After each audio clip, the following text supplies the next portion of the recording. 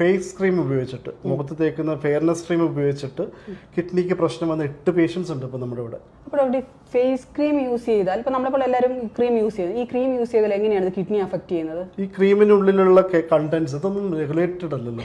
ഇപ്പൊ നമ്മൾ ആ ക്രീം അനലൈസ് ചെയ്യുമ്പോൾ അതിനുള്ളിൽ പല ഹെവി മെറ്റൽസ്, മെർക്കുറി, കാഡ്മിയം, സ്ട്രോൺഷിയം, നമ്മൾ പണ്ട് പീരിയോഡിക് ടേബിളിൽ പഠിച്ചിട്ടുള്ള മെറ്റൽസ് ഒക്കെ ഡിറ്റക്ട് ചെയ്തിട്ടുണ്ട് വളരെ ഹൈ ലെവലിൽ. അപ്പോൾ ഇത് സ്കിന്നിൽ കൂടെ അബ്സോർബ് ചെയ്യും, സ്കിന്നിൽ കൂടെ വലിച്ചെടുത്തിട്ട് ഇതെല്ലാം പുറത്ത് കളയുന്ന കിഡ്നിയാണ്. ഈ മെറ്റൽസ് എല്ലാം നമ്മുടെ ശരീരത്തിലുള്ള മൊത്തത്തിൽ കൂടിയാണ് പുറത്ത് കളയുക. അപ്പോൾ എന്താണ് അരിപ്പയിനുള്ളിൽ കുടുങ്ങിയിട്ട് കേടുകളുണ്ടാവും കിഡ്നിയുടെ അരിപ്പയിനുള്ളിൽ. 14 വയസ്സുള്ള കുട്ടിക്ക് ഇത് ഉപയോഗിച്ചിട്ട് തലച്ചോറിലെ നാളിയിൽ രക്തം കട്ട പിടിച്ചു, പ്രോട്ടീൻ ലീക്ക് കൂടിയിട്ട്.